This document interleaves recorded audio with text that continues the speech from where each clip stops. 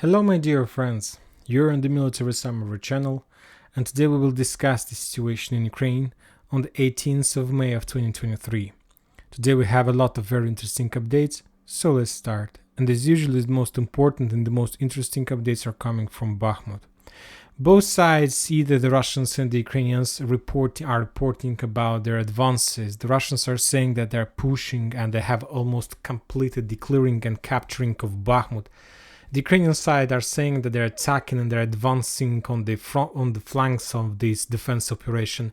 It's very difficult to understand who to believe or not, and it is very difficult to understand sometimes the purposes of this or that lie. For example, today, right before I started making this video, the head of Wagner's, Prigozhin, reported that as a result of clashes during this day, during the 18th of May of 2023, the Wagners managed to advance another 400 meters in direction of the fields that located between Ivanovska and the western part of Bakhmut. So they were moving. Mainly, I believe that he was talking about the northern residential area. As a result of that pressure, the Ukrainians were forced to step back further to the fields. Furthermore, the Russians are trying to capture and to hold the situation in the south area, trying not to allow the Ukrainians to advance in the vicinity of the MiG-17 statue. Very difficult and complicated situation. Furthermore, the head of Wagner's, Prigozhin, reported that currently the Ukrainians controls less than 1 square kilometer of Bakhmut. Other sources are saying that Ukrainians controls less than 1% of Bakhmut. If we take a look at this map, according to these lines where we can see the red area, and we can believe that everything that is not colored in red color is under Ukrainian control, but it is not like this. For example, currently the Wagners and Prigozhin and the Russian source are saying that Ukrainians controls that this area that I'm trying to draw right now, this area, it's like Domino fortification, and the fortification that located on the northwest of Domino and southeast of Domino is in the gray zone. So this territory is in the gray zone, but as I understand, the Wagnerians and Wagners are not entering this area. So currently they stopped. Wagners have stopped on the edge, on the border between the constructor fortification, nest fortification, and the Domino fortification, and they're not entering inside of this area. Furthermore, when talking about the area of MiG-17 statue, I will remind you that MiG-17 statue is located here.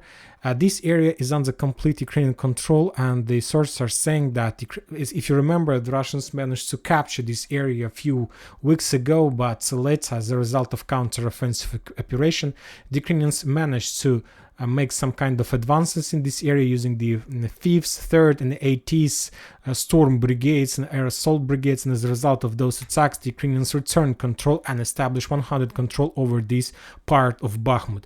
So probably when the sources are saying about controlling of 1% of Bakhmut, they are talking about the MiG-17 statue, this yellow cloud. The Domino is already in the gray zone, and I'll explain to you why this area is in the gray zone and why the Russians are not entering.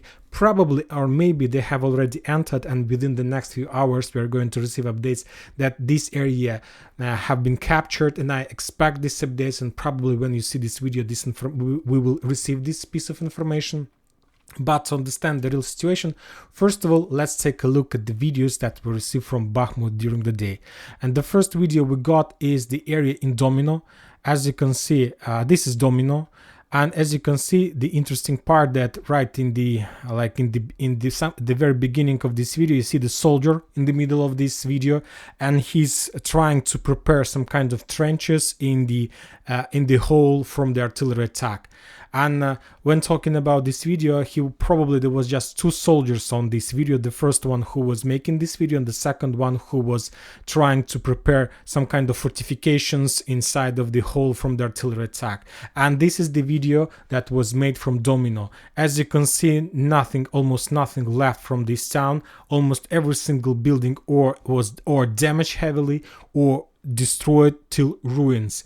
And this is the situation. And yesterday we saw the video where the Russians were attacking heavily this area using artillery, shells and so on. So probably most of the Ukrainians have already left this area.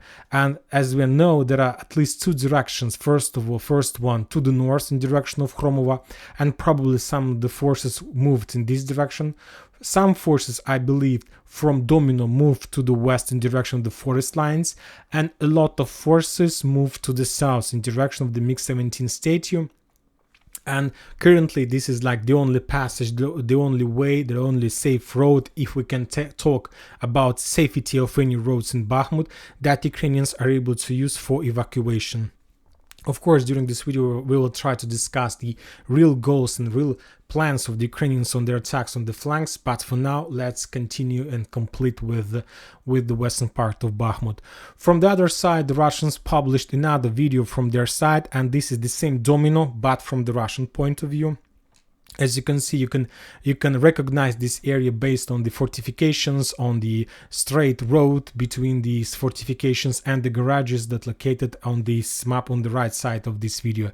As you can see, there are also, we can't find any movements on the ground because most of the Ukrainians either are hiding in the buildings or underground or have already left this area. Furthermore, if you take a look at this map, we see that most of the fortifications still exist. The buildings are stand on their positions, but if we go to the, let's say, the bottom on the right of this video, we see that most of the buildings, residential area on the north, are reduced to ruins.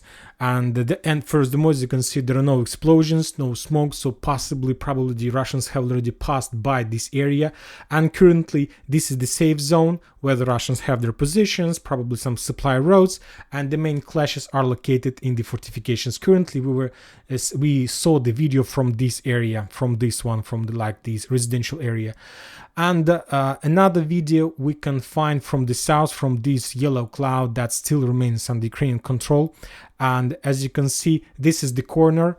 These are like big buildings, this one, as you can see right in front of your monitors.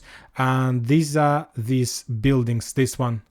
As you can see, according to these buildings, according to the video, as you can see, the main corner building is destroyed, and we can recognize this area based on that destroyed and reduced to ruins corner building. If you remember, the Ukrainians, for some reasons, took a decision this building a long time ago. Probably they understood that the Russians, if they captured this building, would be able to have significant and very nice positions to control the Ukrainians in the Ivanovska. So probably they took a decision to destroy this corner building, and after that, as a result of like counter-offensive operation, they managed to return. And probably maybe because of that the Russians didn't have normal and nice normal positions to control the situation on the west side in Ivanovska. So as you can see based on that video, this area was pretty damaged, but this is the only area that is under Ukrainian control, and the Ukrainians still use this area, and mainly for the evacuation. From the other side, some Russian sources are saying that Ukrainians almost every single hour are bringing more and more reserves and reinforcements to Bakhmut, for some reason trying to penetrate, trying to launch some kind of counter-offensive operation, but all their attacks are repulsed, and the Ukrainians, all the time having significant losses, are forced to retreat and to step back from this bridgehead. So as you can see, we've just seen three videos, one from the Domino fortification, another one from the MiG-17 statue, and another one, let's say, about from the area of Kromova in direction of Domino. Now the question is why we still haven't colored this area into red color, why we still haven't called this area as the area under Russian control. And the main reason, and now this is going to be probably my speculation or my understanding of the military situation in this area. And if you remember, during the battle for the western part of Bakhmut, the Ukrainians were destroying a lot of buildings while retreating process. One of the evidence we just saw with the building on the corner of the MiG-17 statue area. Other buildings were destroyed on the northern part in this area, in the vicinity of Rose Valley. Another building was destroyed in the Nest fortification, this one. And the Ukrainians were destroying these buildings. Sometimes the Russians destroy those buildings, but when the Ukrainians were destroying those buildings, mainly they were using the method of mining the basements, and the Ukrainians, when they destroy building, they destroy with the purpose not to allow to improve the Russians their positions. So as I understand, and if we take a look at this map, these are very big buildings, and from this perspective, from my point of view, this is the best solution, this is the best situation for the Russians if they want to control, and if the Russians want to establish physical, fire, any types of control over the, let's say, the town by the name of Canal that located on the east of Chasov Yar, this one. So the Russians can't control this area from this fortification. Of course, Canal is located on the hill, so probably there are some issues to do this, but anyway, at least the Russians can see if the Ukrainians are trying to do some movements on the valley of death between these towns. Furthermore, from these positions, the Russians are able to control Ivanovskaya, and probably so this is the reason. It's a very nice positions, and if anytime at some point of time the Ukrainians take a decision to make a counter-offensive operation, at least using this valley of death between Ivanovska Canal and Chasov Yar and Bakhmut, they will be defeated just from the Russian positions in the domino. So I'm trying to say that I believe that every single building in this area is mined, and the Russians are not entering this area because first they want to attack this area and to clear this area using artillery of different types of weapon. Furthermore, probably I expect if the Russians haven't entered this area, probably they will use flamethrower systems, and as soon as they will be 100% sure that Ukrainians left domino, probably then they will try to find a solution how to demine this area and not to allow the Ukrainians to destroy this area with explosions in the basements or whatever. So this is the situation with domino, and this is the situation with the south part of Bakhmut with the MiG-17, and I expect that within the next 48 hours, at least according to this progress, according to this situation, the entire Bakhmut is going to fall. Furthermore, don't forget that the Russians use massively their FAB for 500 buildings. For example, this video shows the results of usage of this type of weapon, FAB 500. So one bomb is able to destroy entire building. So there is no place to hide for the Ukrainians, and if they take a decision to hide in the basements, they will be buried by the ruins. So it's like a question, what is better, to run away or to be buried under the ruins? It's a very complicated and difficult situation. But from the other side, as we know, the Ukrainians during the previous 24 hours made also a lot of successful counter-offensive operations, and mainly the Ukrainians were trying to attack the Russians in the vicinity of Klishchevka. And in those attacks, the Ukrainians were using, as we discussed in the previous videos, 5th Storm Brigade, 3rd Storm Brigade, and of course, as usually, 80th Air Assault Brigade. And as a result of those attacks, the Ukrainians managed to penetrate the Russians' defense orders and to force the 4th Separate Motorized Rifle Brigade and 72nd Motorized Brigade to step back further. And as a result of those attempts, the Ukrainians established control over this territory. Let me add this on the map. So this is the territory that were, let's say, liberated or returned under Ukrainian control. So this small yellow cloud or the territory on the west and the north of this cloud was returned by the Ukrainians a few days before. Furthermore, the Ukrainians, using, as I understand, the forces of the 3rd Assault Brigade Azov, complete the clearing of their positions along the channel, and they forced the Russians from the fortifications in this forest line to step back as well. And as a result of those counter-offensive operations on the flank, the Ukrainians managed to return control over this area during the previous 24 hours. Furthermore, the Ukrainians launched a series of counter-offensive operations on the northern flank in the vicinity of Sakovo-Vantseti. There is a river in this area, but anyway, as a result of small counter-offensive operations, we haven't received any detailed updates about those attacks, so now it's very difficult to determine what exactly did happen there. But anyway, the Russians are saying, and the Ukrainian confirms, that as a result of those attacks, the Ukrainians also returned control over this bridgehead on the north of Sakovo-Vantseti.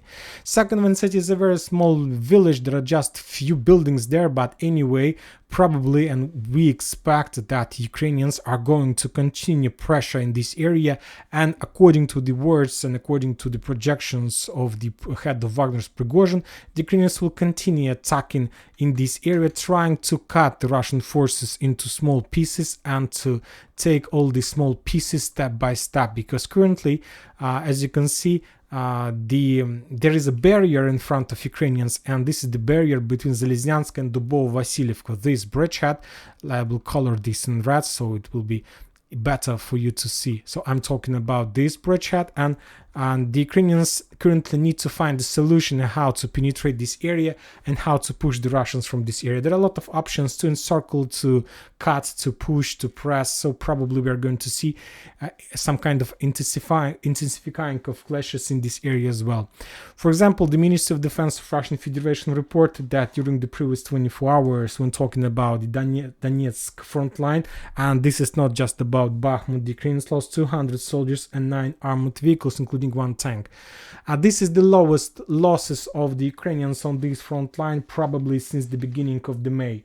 And for example, on the 2nd of May, the losses were around 290 soldiers, and after that, the losses has been increased. Something like it's the lowest level of losses for the previous 2 weeks. And we can understand the logic because the Wagners have almost completed the storming operations. The Ukrainian sources are saying that the Russians took a decision to use the defense tactic, to use the defense state of their forces. They're not pushing anywhere, just inside of Bakhmut. And when talking about Bakhmut, Wagners have almost completed this operation. Some sources are saying that there are just around 1,000 soldiers left inside of this area. So we'll see. Within the next few days, it will be the final days, and we're going to turn this page, and we will continue further, because this is the heaviest battle of the special military operation, and to tell the truth, this is the greatest victory of the Russians in the special military operation. There were 3 main battles in this area. The first one, battle for Mariupol. The second one is the battle for Severodonetsk-Lysychansk agglomeration, and this is the third battle. I'm talking about towns. I'm not talking about the Ukrainian counteroffensive operation, because mainly that this is another type of operations. The Russians don't have such experience to gain like ground. Mainly they're focused in the towns and trying to capture towns. So this is the third greatest Russian victory. And if we compare these battles, we saw that after the Battle of Mariupol, the Russians managed to save up to 60-70% of the town. When talking about Lysychansk-Severodonetsk agglomeration, the Russians managed to save around 80-70% as well. But when talking about Bakhmut, the Russians managed to save just around 10 or 15% of this town. So I believe that the same story we are going to see in Slaviansk-Kramatorsk, and probably because of like intensifying of factions and entire anger between the parties, I believe that this town will be reduced to ruins. But I don't expect the battle for Slaviansk-Kramatorsk at least until the end of this year. During the next half year, I believe and I expect, if the Ukrainians are not going to launch any counteroffensive operation, the Russians will try to solve all issues with the Kupiansk and Liman front line and the Siversk bridgehead.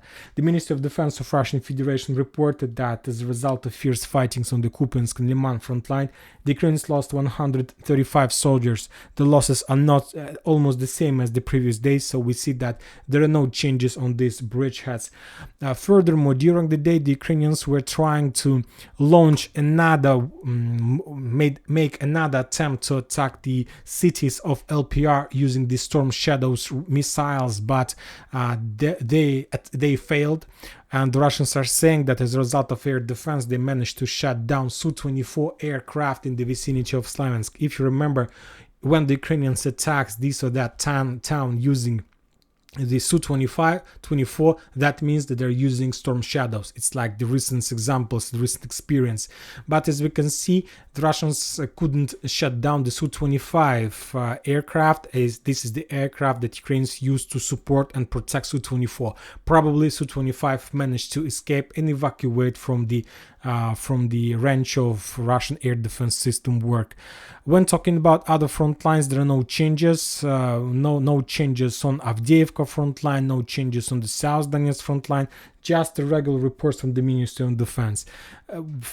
Let's say, when talking about South Donetsk, the really important thing is that one helicopter was shot down, Mi-8 from the Ukrainian side, and we see the stable high level of the Ukrainian losses in this area. 150 soldiers during the previous 24 hours, according to the Ministry of Defense. Of course, it's up to you to believe or not these numbers, but the losses are very heavy, and we see that the situation become worse and worse every single day on this front line. So we expect, as soon as Bakhmut falls, the opening of another front line and the active clashes and activities on somewhere else on the of the special military operation. And that's it for today. Military Summary channel reminds to condemn any violence in Ukraine. Thank you for your watching. Subscribe to my channel, put your likes, join my Patreon, and have a good day. Bye bye.